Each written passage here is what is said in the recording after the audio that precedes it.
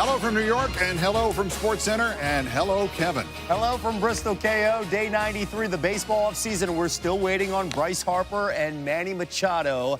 The waiting game is the big story in the NBA with another big star. Anthony Davis will not play tonight for the Pelicans when they face the Rockets. He'll miss his 5th straight game due to a strained left index finger, but it's the first one he'll miss since requesting a trade. By the way, he was fined $50,000 earlier today by the NBA for violating the CBA for making a trade request public. Here's the latest development on Davis. Multiple league sources expect his agent, Rich Paul, will soon deliver word around the league that his preferred destination is the Lakers, and that if he's dealt anywhere else, he'll be a rental player until the 2020 offseason.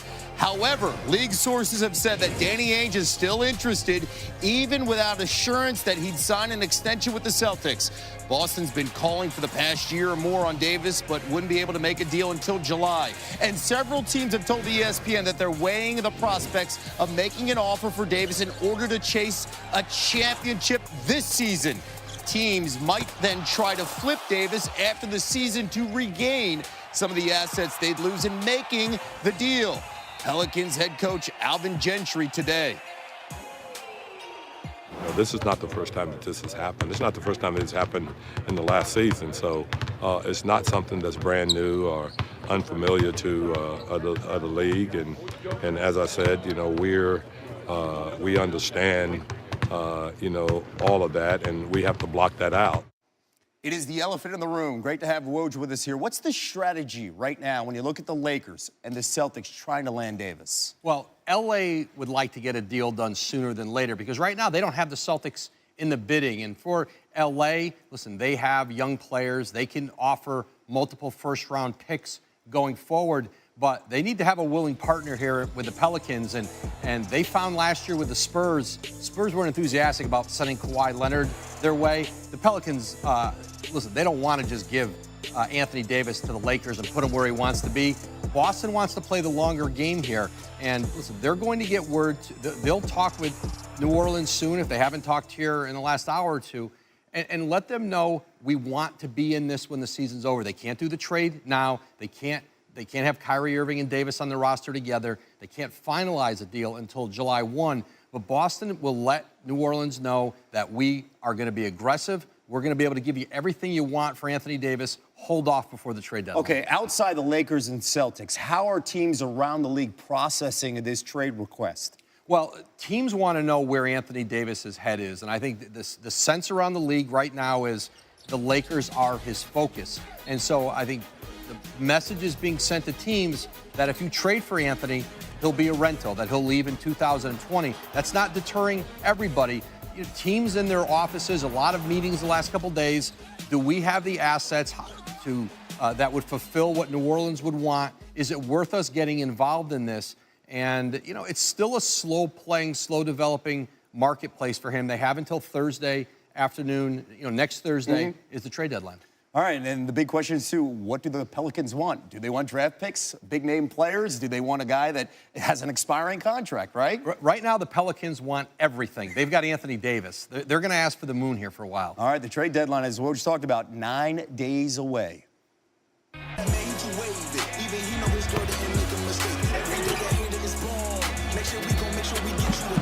Can you describe your confidence level right now? To the roof. MVP. We can call him Mr. January. It's his month. Tonight, the Rockets will face the Pelicans in their last game of the month, and the Beard needs 43 points to join Wilt Chamberlain as the only players in NBA history to average 44 points per game in a calendar month. And with 573 points in January, the reigning MVP is just 27 points away from becoming the first player to score 600 points in a month since Michael Jordan in March of 1987. Before him, the last to do it was Kareem. And Harden has scored 35-plus in his last 10 games. In the last 40 seasons, the only player to do that for more than 10 straight games is Kobe in 2003. Enough about the stats and the conversation. Let's take a look at Harden's incredible run. Sound up. All-Star, MVP, All-World player. Teams just don't know what to do with him right now. Basically, Mike D'Antoni is giving him the ball and saying, just do you. And he puts JaVale McGee on a poster. A 50-plus triple-double. Harden shoots for the win. He got it. He fell down.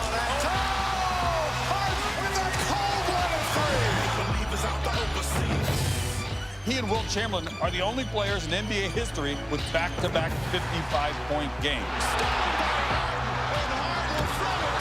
James Harden with 61 points. Make them bow down when they need us.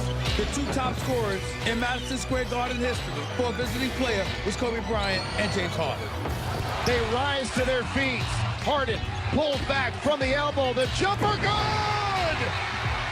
23 consecutive games with 30 or more points as the chance of MVP rained down. And it's great to have Stephen A. Smith with us. With Harden playing like an MVP and a healthy CP3 now, where do you have the Rockets in the West? Well, semifinals in the Western Conference, I view that, but I look at a team like the Oklahoma City Thunder as a more viable threat to the Golden State Warriors. I'm of the mindset that no matter what you get from James Harden, CP3 is the key.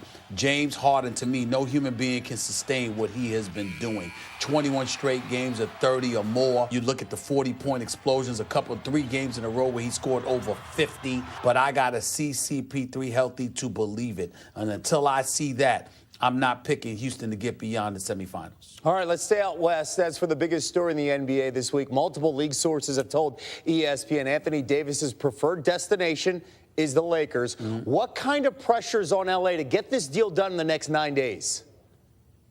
It's immense pressure on Magic Johnson. There's no way around it, because here's the reality. The Golden State Warriors are incredibly formidable. If you're Irvin Magic Johnson, you wouldn't trade for Paul George. You wouldn't give up Brandon Ingram. You wouldn't trade Kuzma and the boys to San Antonio for Kawhi Leonard. You wanted to hold on to your assets. And now if you lose out on Anthony Davis, well, who else is going to be available for you to get? Are you sure you can get Klay Thompson? Are you sure you can get Kyrie Irving? If you don't get Anthony Davis, you potentially get no one. And if you potentially get no one, then you've gotten LeBron James for what exactly? Let's talk about Danny Ainge, still determined to make a trade for Davis, knowing he may not sign long-term.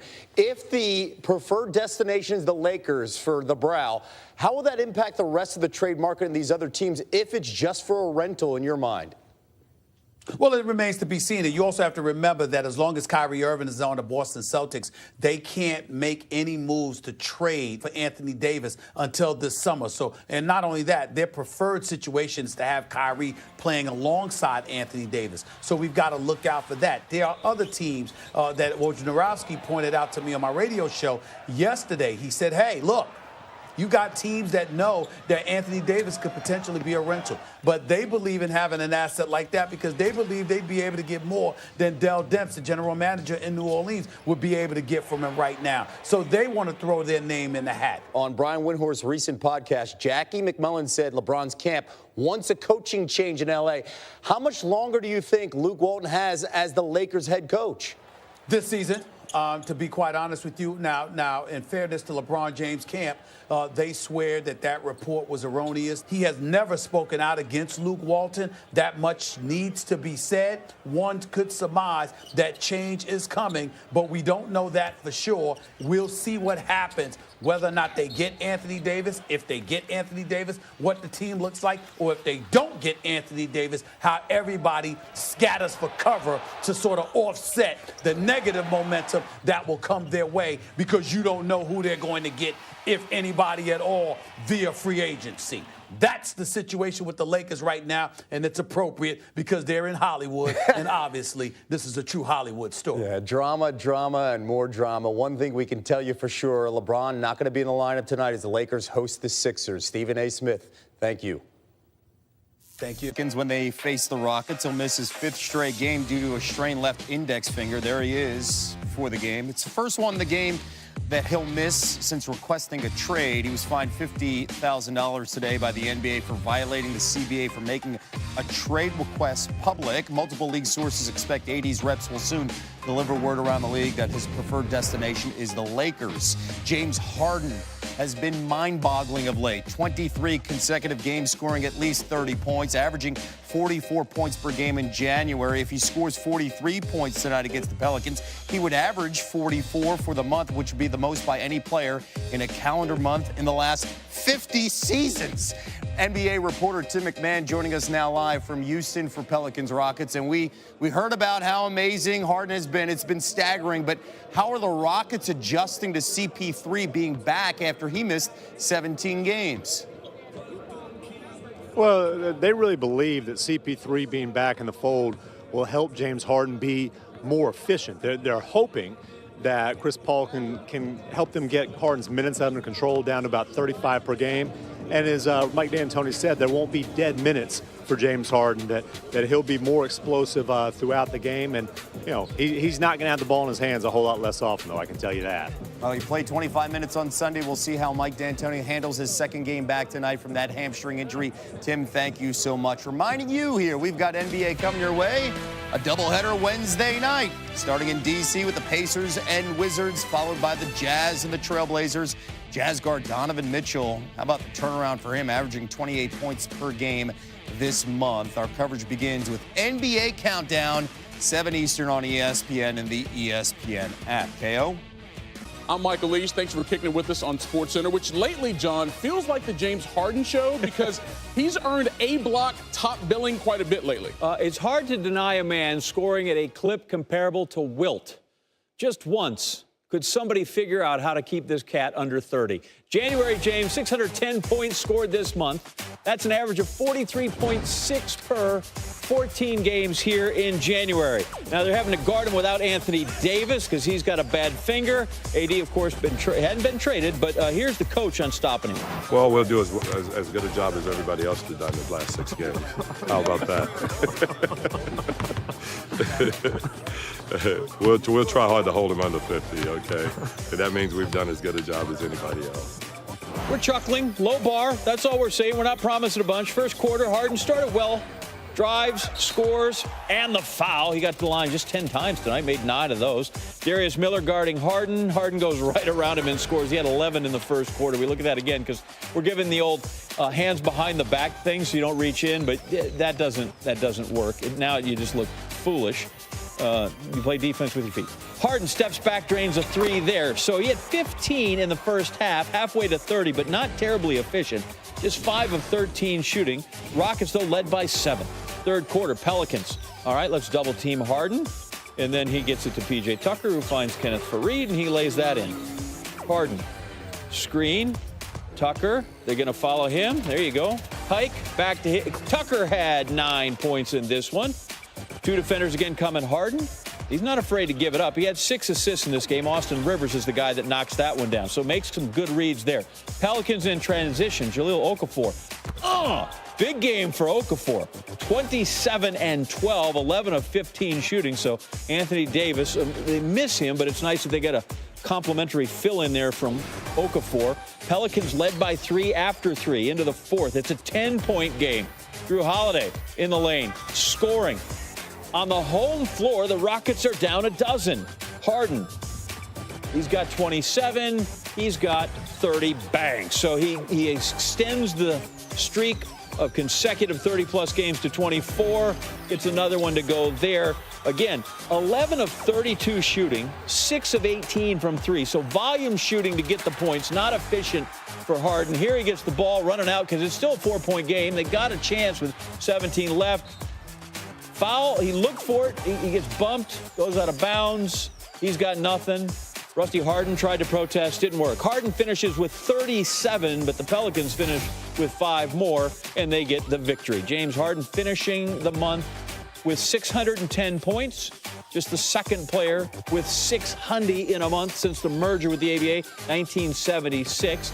Michael Jordan's the other player. That's always good company. MJ, 676 points in March of 1987. All right, still to come, we break down the best moments from James Harden's historic January. Plenty to choose from. Again, although the man wasn't terribly efficient, he did score 37, which is impressive.